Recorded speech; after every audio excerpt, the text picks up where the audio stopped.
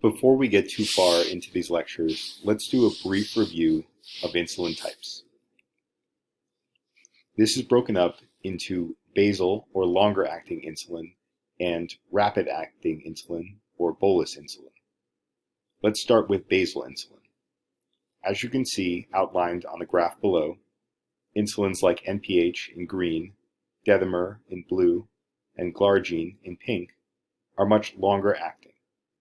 They do not have a high peaked relative insulin effect like something like human insulin or Lispro. Remember that insulin can be given subcutaneously or as an injection.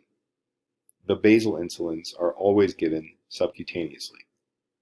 They are usually given once per day to provide the patient with long-term glycemic control.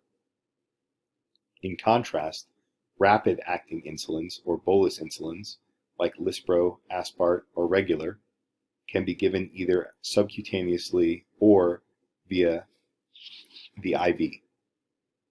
In the case of using IV insulin, it tends to work more rapidly than giving a subcutaneous injection.